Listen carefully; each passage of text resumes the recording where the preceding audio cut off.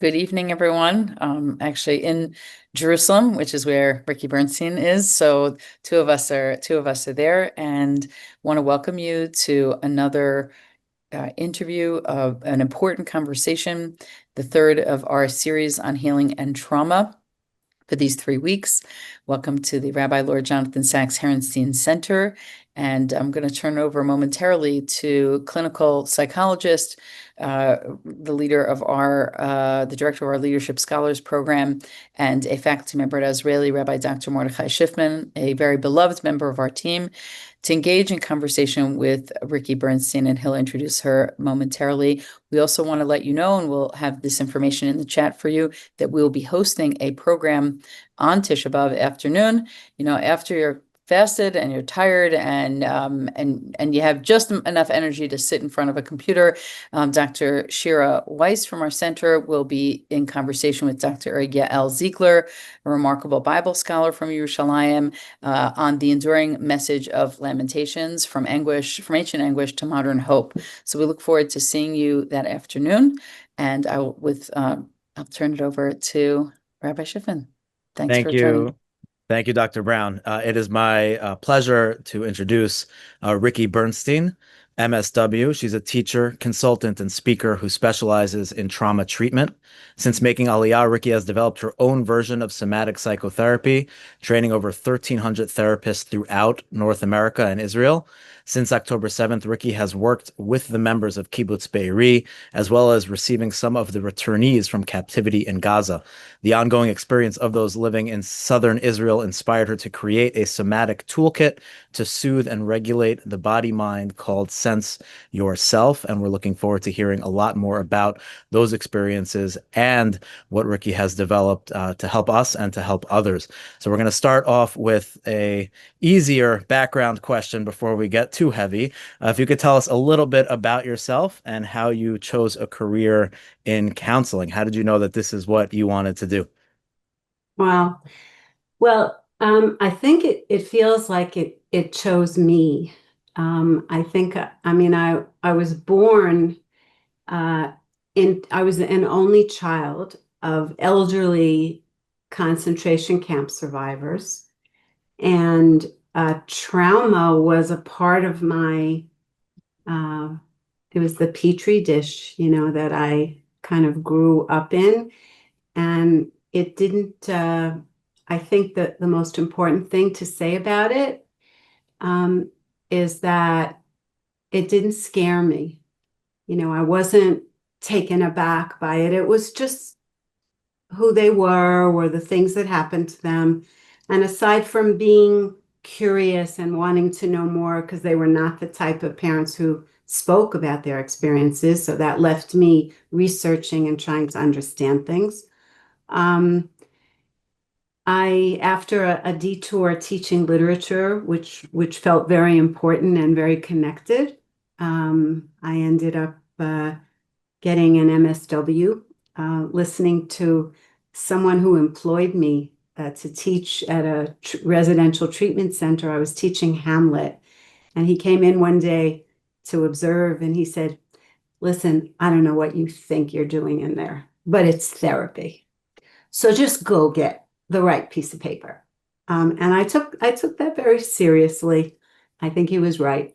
And I began studying trauma before I moved to Israel. I moved to Israel in 1984, and it just felt like I had been preparing for this. And Israel, we're a real learning laboratory for trauma techniques, real cutting edge.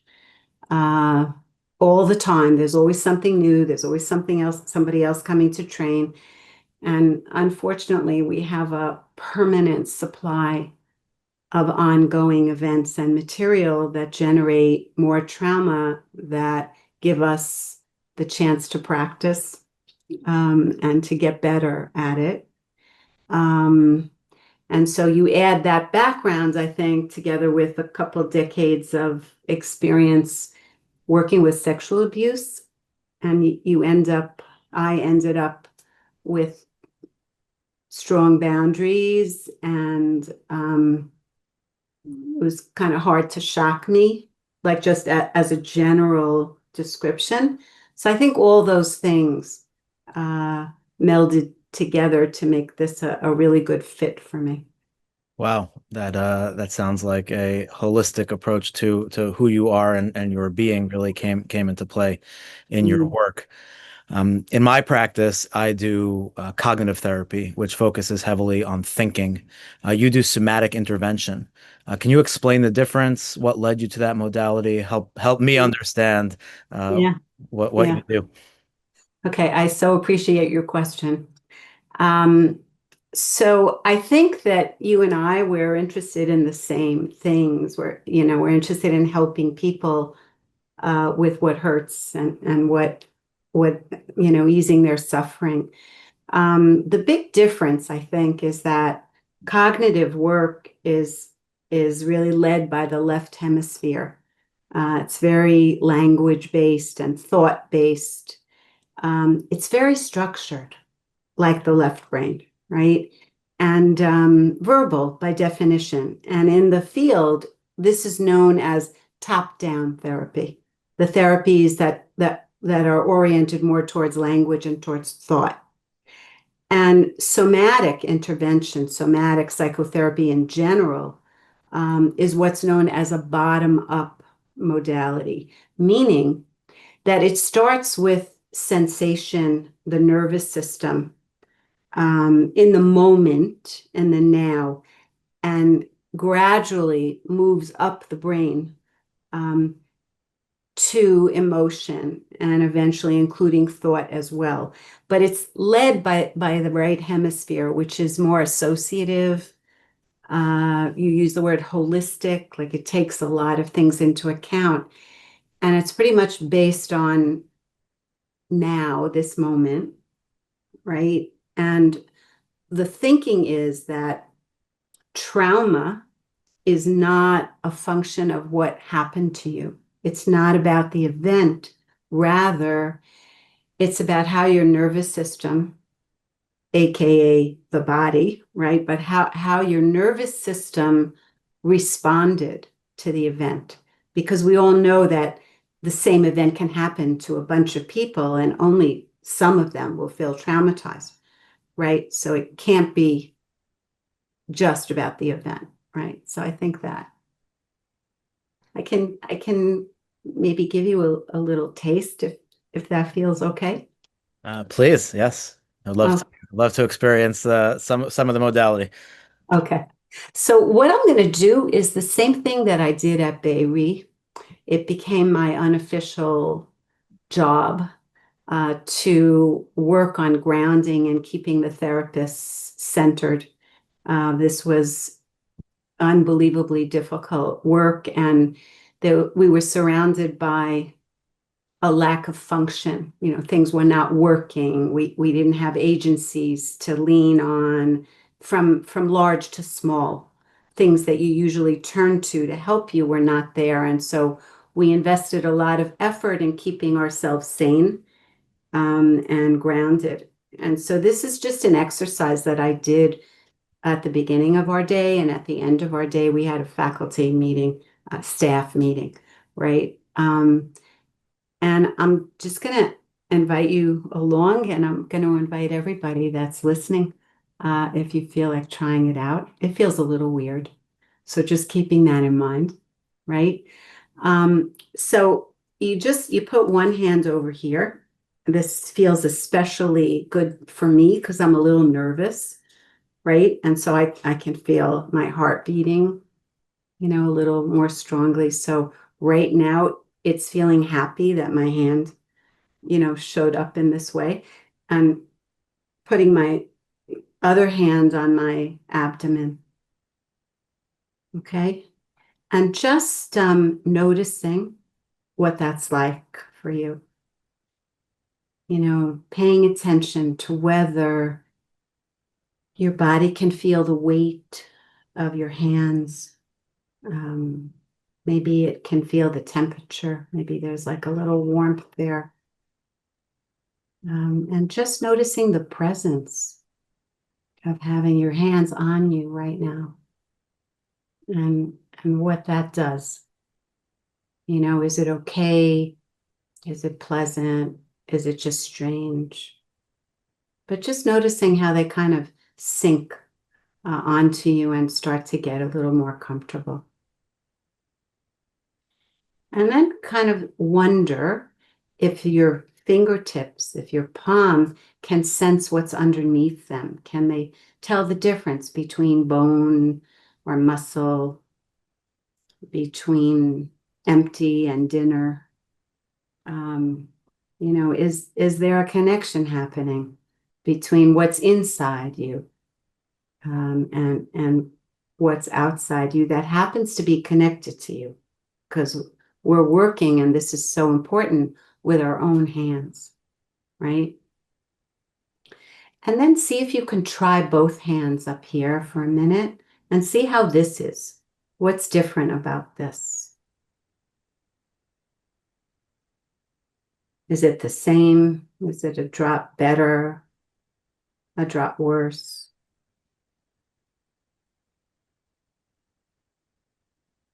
Does your heart react when it's both your hands? And then just shift this to two hands on your abdomen. Notice how your breath is coming in a way that is regulating, yeah? So just feeling how this is to have both your hands over here without needing to do anything but pay attention. The goal is just noticing. And then we're going to ask our body a question, right? Which of these three positions, this one, or this one, which of these three positions felt the best for you, the easiest? And put your hands there in that position, the one that felt the best for you. And try not to make this a thought question, right? But just see if your body can decide what felt better. Okay, and mine's telling me over here. So just noticing that, right?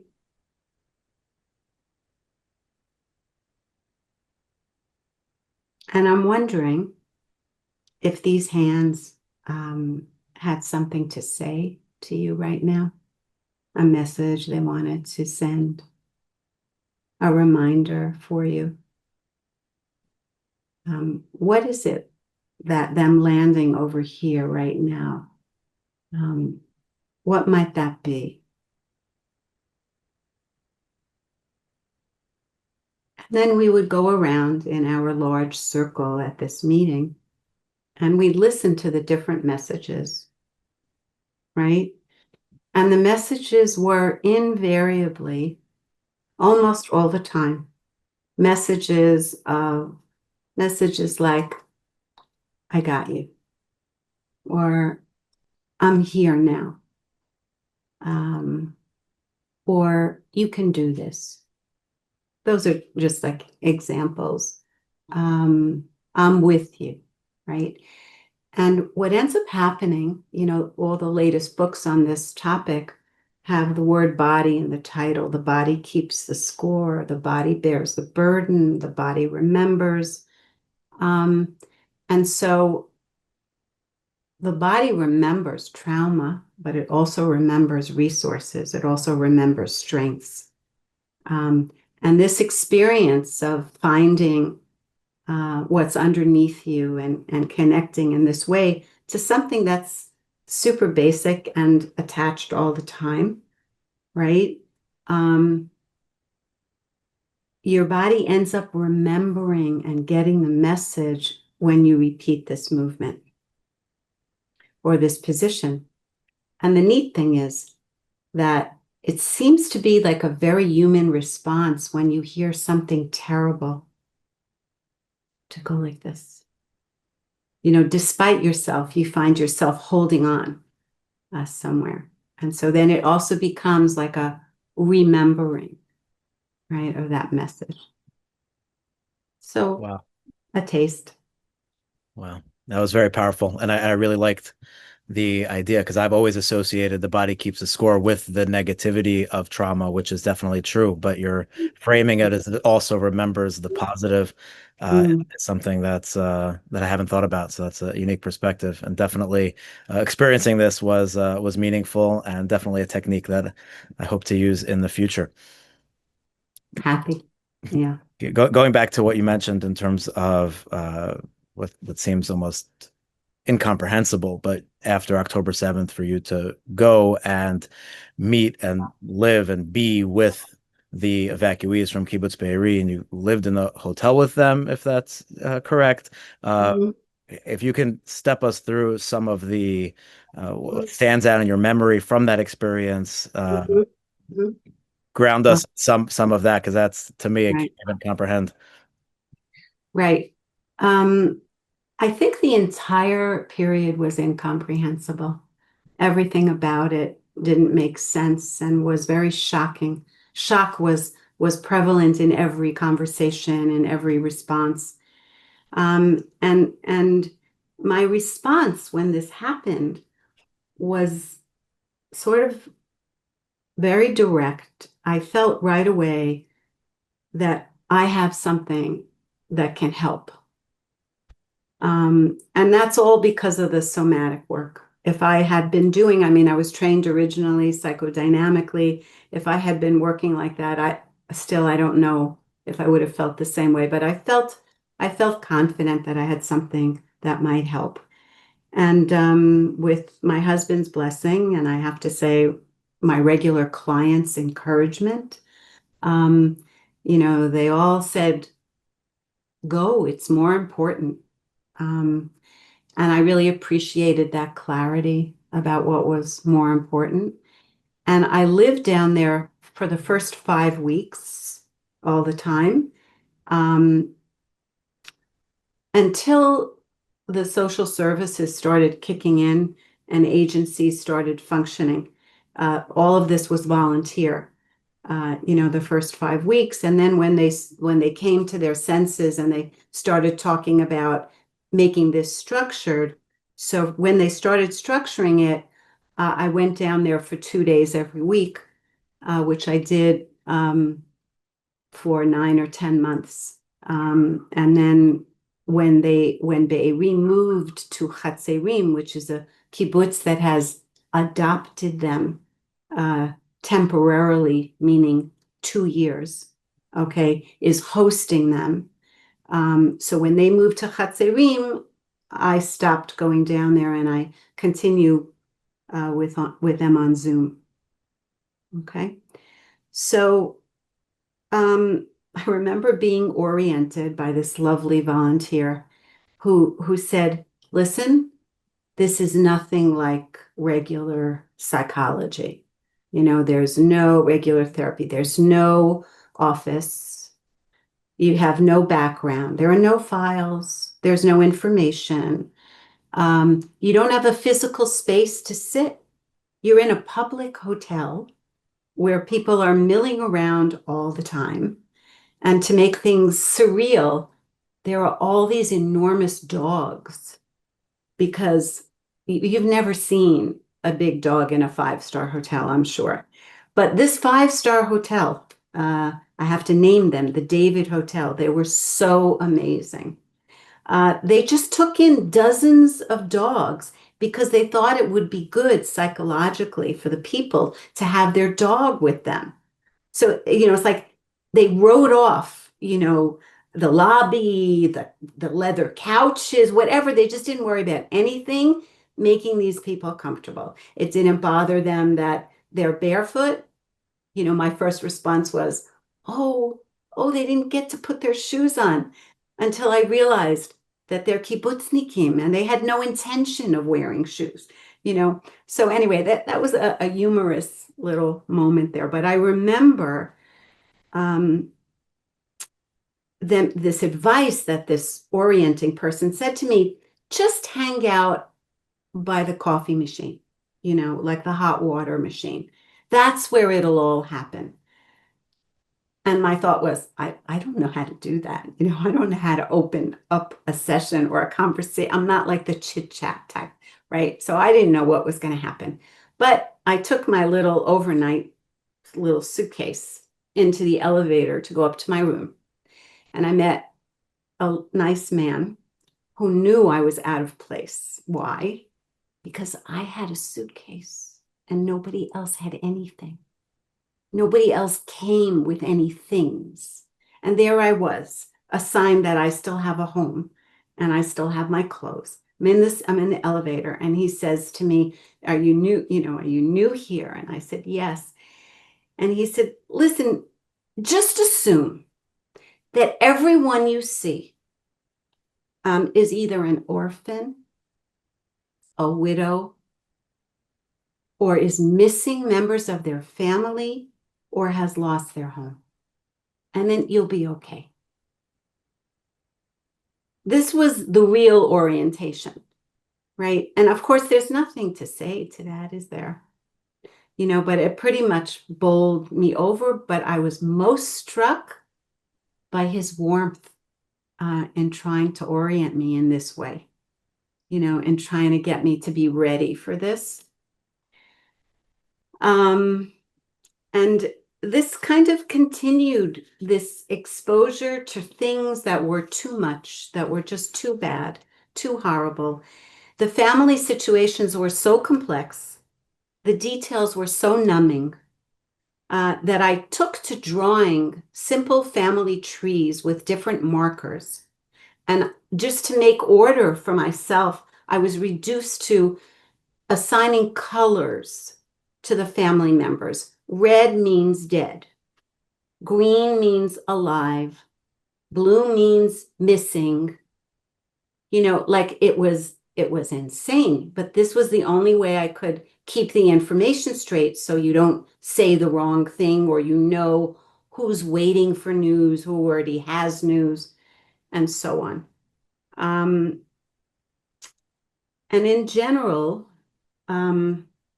together with this onslaught of mind-numbing details and information, I was so blown away by the kindness, by the response of the that was just overwhelming, just overwhelming.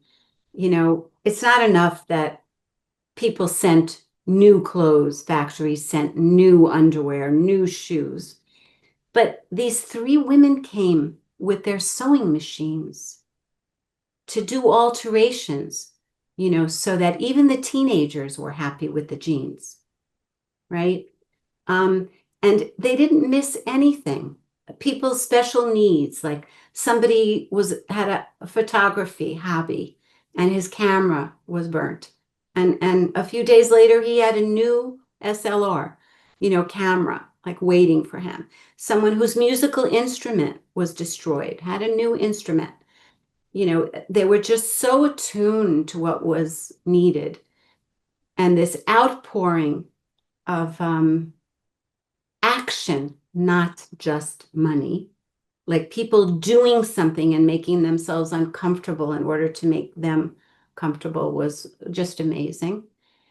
And this thread, this is going to sound odd, but I honestly have felt the entire time that I received more than I gave. That I was so touched and educated by their way of life, by the feeling I got when I was with them. I mean, it wasn't just me. There were these famous performers who would come a couple nights a week. There'd be somebody famous giving a concert, and they came to be to do a good thing, but they kept coming back, and they kept coming back because of what they got, from the audience, because it was an audience unlike any other. People starting out frozen, unresponsive, expressionless faces. And by the end, feeling the healing of song and of singing together, and being grateful for this person donating his talent. And so this kept happening in every way, everywhere. With the hotel at the forefront, in terms of generosity. They went so out of their way. You know how in a hotel you have mounds and mounds of endless salads, right? Well, the kibbutz preferred to make salad themselves. They wanted to cut it, right? And so they started keeping whole vegetables with cutting boards so that they could feel at home making their own salad. The attention to detail and the desire to make them feel at home when they had no home was very striking. And you were also a big part of that. And, I know you said you came in not knowing, not having a playbook for this. How were you able to be supportive then? What did you do? How did that look like in a unstructured therapeutic environment? How were you able to help them in such a crazy situation? So I'm gonna reach for something and just give you an example. This is just a good quality exercise ball, right? And I always had a supply of these, and I also had my toolkit, which is over here, which is just a case that has something in it for each of the senses. And I would keep these and offer them to people, and just inhaling the lavender and being able to track it in your body and having this thought, it still smells nice, right? And that would be an example of something that was wounded on the 7th, because the omnipresent smell was unbearable. And it's an example of a sense that has been scarred for many people doing this important work.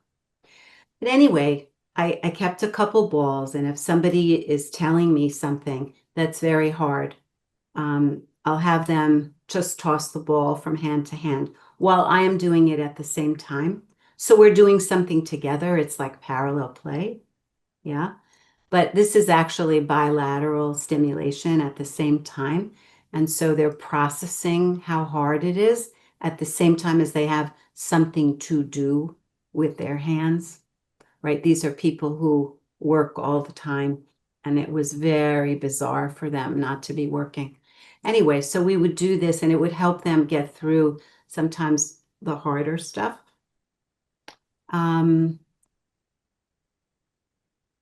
We were all in a state of shock. I mean, it's not like I had a ready answer for anything.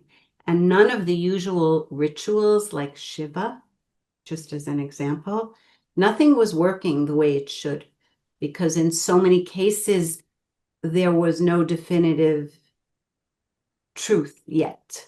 So there was this awful waiting period, right?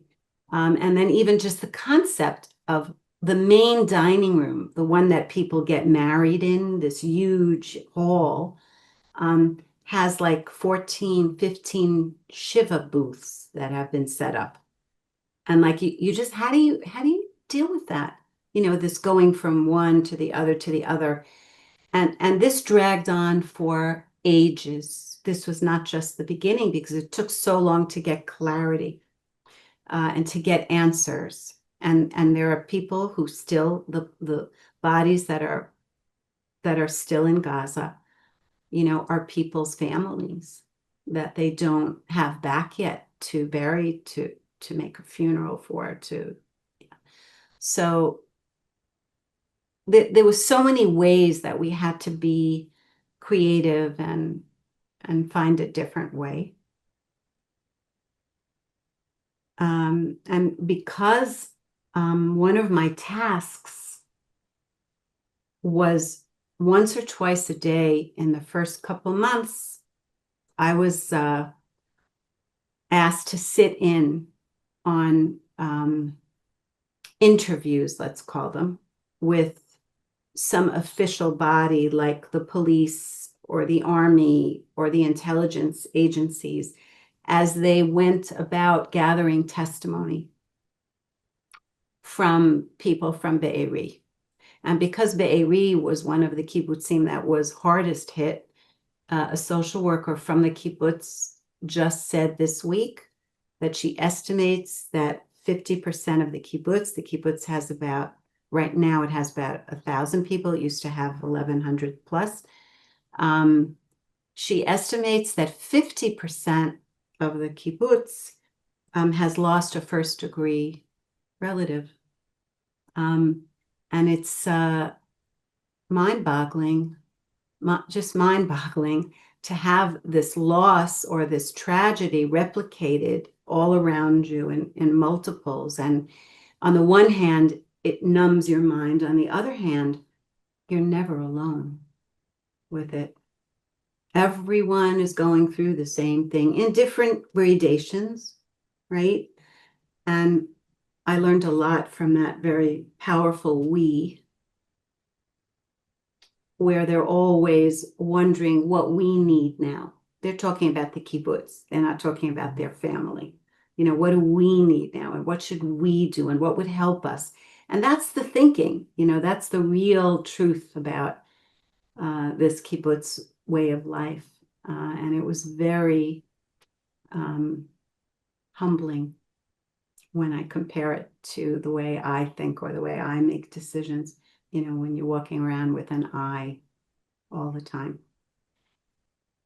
And this, you see there, I was supposed to be taking care of the person who was giving the testimony. That's why they sent a therapist. And I'm just thinking because I don't want to exaggerate, in every single situation, it was the interviewer that I needed to worry about. In every single situation, it was the interviewer who didn't know where to put themselves or who didn't know what to do with this information or still couldn't believe it, just couldn't believe it. And that was such a strong impression of their strength. And that the things I thought I needed to be concerned about were not what these people are not falling apart.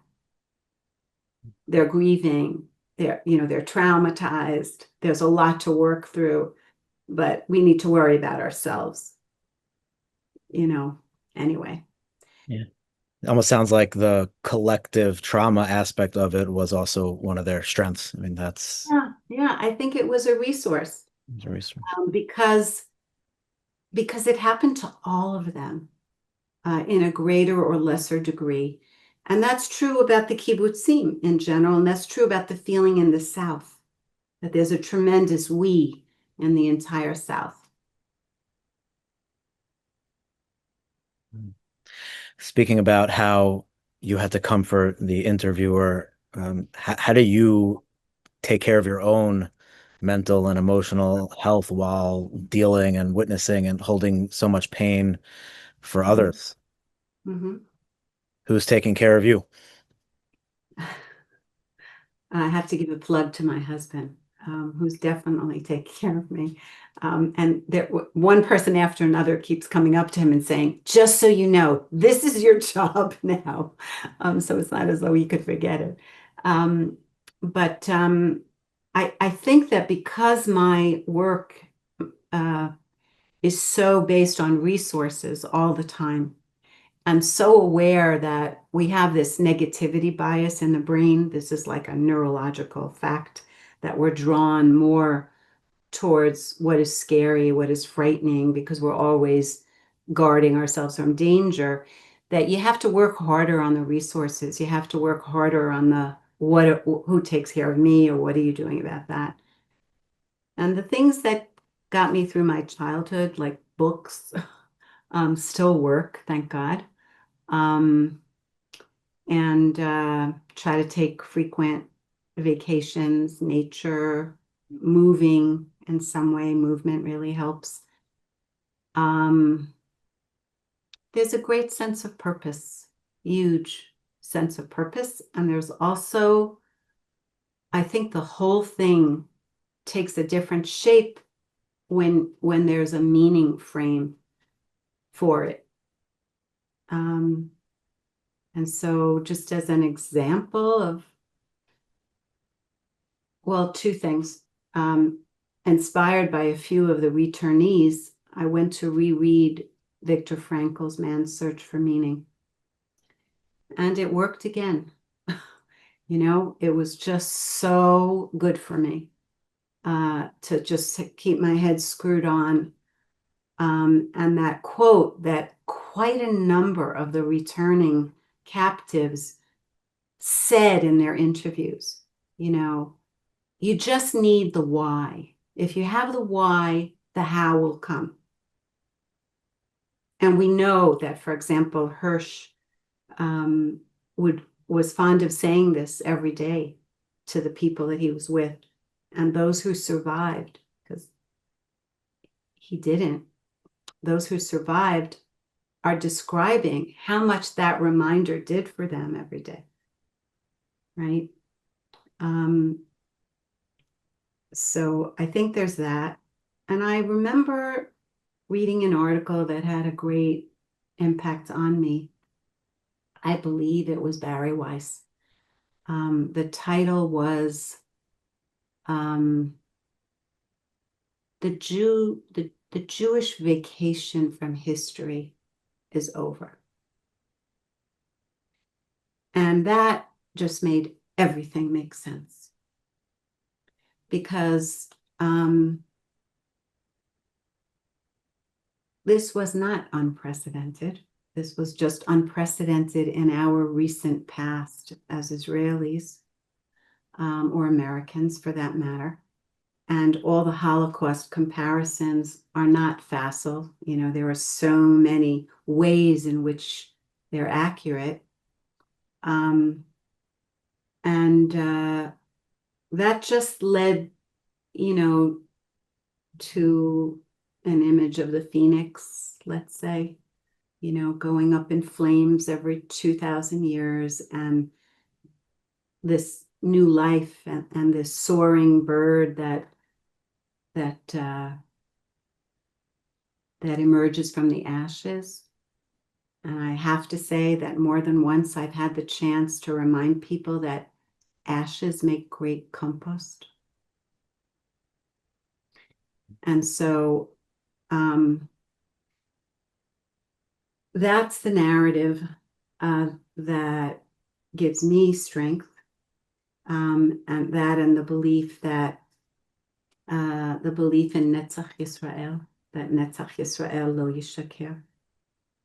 And this is nothing if not that, you know, this really strong belief in that. And the reminder to look for the resource, to look for the good. Maybe it was Mr. Rogers that used to say, look for the helper. Okay, and it's kind of like that, you know, in every situation that is traumatic, there's something that didn't fit. There's something that redeemed it, you know, in some way, or helped you process it differently. And maybe I'll tell you one story that I heard during one of these interviews that I have never forgotten. A hallmark of these interviews is the description of how long they waited for help. Was the question, where is the army? Where is everyone? Where, you know, and this is going on for hours, and people are in their safe room, in their mamad, with their children. And so the entire time they're having to reassure their children, they're coming soon. Soon, it's going to take time, right? And they don't believe it anymore, but they need to keep saying that, right, to their kids. And there's a great deal of anger around that and with that. And this woman is describing what happened when the army finally came. We're talking like 12 hours, 14 hours. The army finally comes to the mamad. And in most cases, the families didn't let them in because they didn't believe that it was our army, because the Nukba terrorists that had come in were speaking Hebrew and were in army uniform. And so there was this completely disorienting lack of trust. Even though you're waiting for them to come, when they're finally here, you're not touching the door, right? And so there ensued several back and forths, questions. Some people ask them to say Shema. Some people ask them, for their unit number. Be'eri has many long-serving, high-ranking army officers as a regular part of the kibbutz. So the average person's pretty familiar with a lot of details in the army. And finally, this mother was persuaded, right, that this was in fact Sahel at the door. And she opened the door. This is a story, I believe, about Yitzhar Hoffman, Zichrono Livracha. And he came in, and the first thing he did was drop down to his knees in front of this 8-year-old child and say to him, "I'm so sorry you waited so long."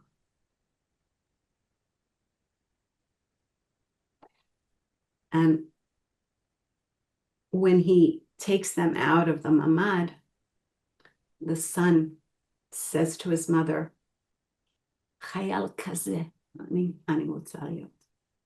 Like that's the kind of soldier I'm going to be, right? And so this story of a terrible rupture in trust, in accountability, and all these large words, a lot of things got broken that day, those days. And to see how easy and how welcome the repair was, how simple it was, how it went straight to the heart, was very, not just moving, it was very encouraging, because you sit there and you think, how are we going to fix this? I'm talking about institutions letting you down and, things that are bigger than us.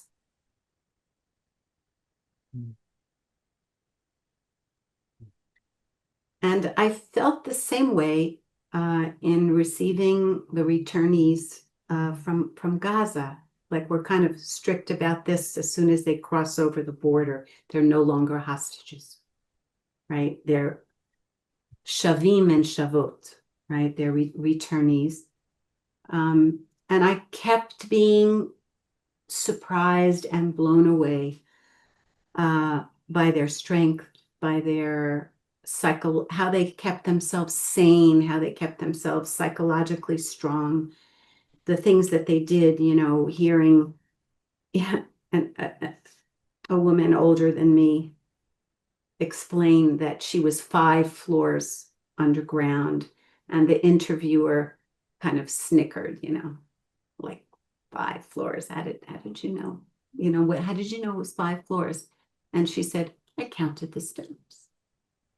I know how many steps are in a flight." And this is the same person who got permission to exercise every day in this tiny space and would keep track of her kilometrage every day, how much exercise she's doing. The way they didn't lose track of time is just amazing.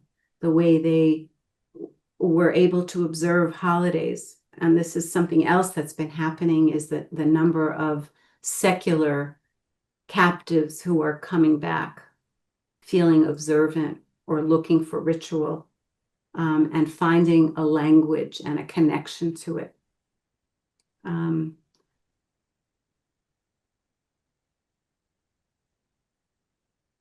And seeing them now as, they're inspiring. These interviews are inspiring. And it's not what you think. You think, oh my God, I'm working with this broken situation, this broken person. And they end up making me feel lifted, uplifted with amazement. Wow. So you pointed to the historical narrative and needing to know that this is not the first time this happened as being something of a reminder. But it sounds like, we're in the 3 weeks, 9 days, commemorating the destruction of the temple. We've been through these destructions. We shouldn't be, unfortunately, shocked, apparently, that things happen. But I think more importantly, you're pointing out now that we also have the resilience in our DNA, and we have that hope. We've been through this before, and if we tie into our connection, our spirituality, our collectiveness, our ability to be empathetic and really reach out and be together, our achdut, our connection, our unity, is the hope that can bring us through. Yeah, I think it's the answer. Okay. Before we take a few questions, I just want to ask if people wanted to learn more about the somatic intervention, where would they be able to learn more about it? Obviously, I assume most people here are inspired by your paradigm and everything you've been able to accomplish both after October 7th, but just through your therapeutic expertise, and now you're training therapists, and you have the toolkit that you showed us before. How can people learn more about this and stay in touch and keep connected and take the strategies that you've shared with us that were so instrumental that they could possibly use or help others? So I have a website, somaticintervention.com. I call it the missing piece. The missing piece in therapy. But the trainings are geared towards therapists, right? And the toolkit site is senseyourself.com. And even though I have donated hundreds of them to evacuees, there is still some left. So that's there. Okay. So we have two websites we'll put in the chat for people to be able to click and to follow up. Dr. Brown put in the chat that people could ask questions in the chat if that's the preferred method. If you could type in your questions if you have any. Thank you, Eliza, for putting in the website. There's definitely at least one person who was raising her hand, so let's see if that question comes in. Unlike on WhatsApp, when you could see if people are typing, you don't have that function on Zoom, so we'll give it. Ricki, can I ask a question? Yeah. I actually saw you at Be'eri. I was there 2 weeks into the war, and we spoke. I was very taken by the lobby, and people painting pictures of their dead, and setting up these little booths in the lobby for interviews and some semblance of privacy. It was surreal. Was there a time where you just couldn't do this anymore? It was too hard? I think about twice I went home for Shabbos, and that was really helpful, but I also couldn't wait to get back. There's a sense that your time is worth more doing this. And I felt that the whole time. I still feel it now. You're on mute. No, is it hard to have people in therapy now who haven't gone through this kind of, is that a kind of funny question? No, it's not.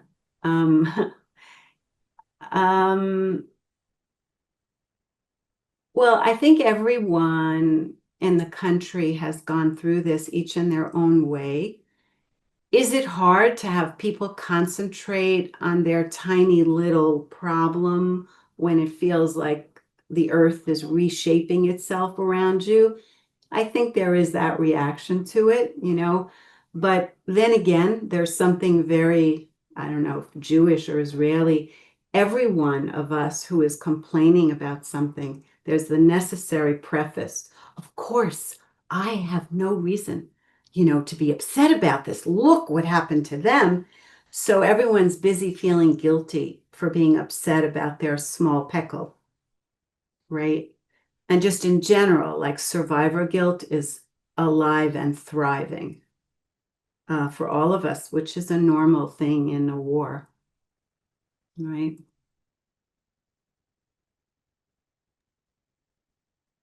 Any other questions please put in the chat, or if you want to raise your hand, I guess unmute, that could work as well. I'm getting hellos from a couple students, which is a treat. Aliza Sharf. Hi. My question too hard to like summarize in the chat box, so appreciate the opportunity to get orally. My question is really centered around kind of a call to action. I'm thinking about therapists, Jewish therapists who are abroad in the US and wanting to connect to Israeli clinicians. My background is Israeli American. I've got lots of connections in the clinical world, also in Israel. And the thing I found very powerful is to be able to even just witness, just like we did here today, some of our Israeli colleagues, brothers, sisters' experiences as clinicians also dealing with like their own trauma experiences. So I'm wondering if you have any thoughts about that kind of opportunities to do that. If there's anything formal, maybe I'm not even aware of, but I thought that would be helpful to think about. So this is a very important, feeling that's been, there's been waves and waves of this question constantly. We've been deluged, honestly, with Jewish therapists from abroad wanting to help, wanting to know what they could do. And it's been very hard to provide an answer to that. First of all, we say, do you speak Hebrew? And then if the answer is no, we don't know what to do with that, right? And this is a full-time job, finding people and making matches of who you could help, right? And we are overwhelmed. No one has any hours to give. I'm talking about if you work privately, you have no hours left. But I do know that there are some professions that are running their own missions. Doctors have run a couple. I don't know if psychologists have, right? Where they run a mission and then they come and they meet with people. And there's a little bit of discomfort on our side about that. If people come and they visit all the holy sites, I'm being cynical, in calling it that, or they go to the site of the Nova Festival, and they do it's like a mission. I so appreciate the connectedness in the question, the feeling of brothers and sisters that you were talking about. And I so hear the helplessness or the frustration at wanting to help and not knowing really what to do. I don't have a specific address to send you to fix it. There are all these legal issues, like, are you licensed? Are you allowed? I'm not here to solve them. I'm just saying that there are all these other issues that I can't solve. Talking about supporting clinicians, that's like a little different. Is that? Okay, so what might be a good idea is if you want to run a group for Israeli clinicians that are English speaking, or Hebrew if you speak Hebrew, where you want to give like a resources or offer them an activity that you're sharing, like it could be an art therapy thing. And I'm talking about an activity that's not them talking, but where they could come and you run a group for them, enabling them to do something that's a break for them. I'll give you an example, even though this is not what you meant. One of the all-time moving things that happened to us in the hotel is when somebody donated a massage for each of the therapists that was volunteering. And the people giving the massages came to us and they said, "What's happening? I just put my hands on someone," and they burst into tears. And it was this unbelievable catharsis and a feeling of being held and taken care of. We just couldn't get over it, right? So that may not be what you meant, but I think the idea of maybe offering a group, of your time and see if somebody bites. I'm not sure about a forum. Get Help Israel is an important network for Anglo therapists that have made Aliyah, and they're doing amazing, amazing things. But I don't think they can have, I'm not sure, maybe it's possible to belong and do things through them. I'll have to ask, but I will ask. So I'm I going think to name them. it's a good possible future program I to work on there. There's a lot of questions in the chat. I'm mindful of the time. We need to end in a minute or two. So I'm just going to briefly ask, and you could pick to distinguish between what's happening in schools now that's different, what's happening 2 years afterwards in terms of recovery, or differences between Holocaust survivors and those who survived October 7th. Any of those questions are answerable in They're all 2 minutes. really small. They're all really small. Um, so there's a couple things to say. First of all, how are they getting along now? Okay. Update on the recovery process. So it has to be said that their recovery is stuck as long as there are still captives in Gaza. As long as there are hostages there and loved ones' bodies there, they feel like they can't go on. They just can't finish this. And that's a real sticking point. That doesn't mean that they're not eating well and exercising and going abroad. One of the nicest things that's been happening has been the organization of trips abroad by family. In other words, like a bereft family that has lost several people. So there are organizations that pay and sent them away for a week to an island, right? And they literally came back alive. They came back so differently. So that's about the stuck recovery. About the schools, I don't know enough to answer that responsibly. I'm sorry, because I'm not involved in the schools. About the Holocaust. Um, Look, there's a very, very different climate now about suffering that Jews endure. And unlike the Holocaust, where the message from Israeli society was, "We're heroes and we fight and you didn't," and nobody could handle it. Nobody had the container to hear their stories, and they wanted to protect their children and they wanted them to sleep at night. So there was like a conspiracy, really, of silence that Holocaust survivors met that lasted at least 50 years, without exaggerating. And now it's the polar opposite. Not only are there all these bodies of important bodies, that I mentioned a few of them that are interviewing them and collecting testimony, but there are all these important institutions like the National Library, that's building a database of witness stories. Like, this is going to be unbelievably documented, right? These stories. And people want to hear them. One of the biggest items on the news, let's say, will be an interview with a returnee, talking about their experience. So and so breaks their silence and is ready to talk. And it's, all the books that are coming out, they can't stay on the shelves. There's a hunger to know, there's a hunger to hear.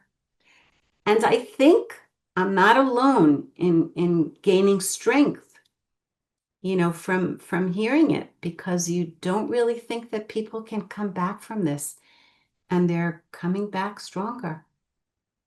Not all of them, but the majority of them, a big majority. Well, I know that I and presumably everyone else on this call have gained a tremendous amount of strength from you and your story and your commitment and dedication to the Jewish people and to the healing of those who have been harmed by atrocities. And I know that I'm going to minimally walk away with some more tools in my toolbox to be able to help myself and help others. And much more importantly, inspired to continually be there for others and use your model as an inspiration, really to help build bridges and heal all the trauma that has been going on. I want to thank you as behalf of the Sacks-Herenstein Center at Yeshiva University for a really inspiring and meaningful hour of your time. I know it's a lot to give us, but we really appreciate it. Thank you for the invitation. I appreciate it. Thank you. Thank you. Thank you so much. Good night, everyone. Night. Good Bye. day. So much.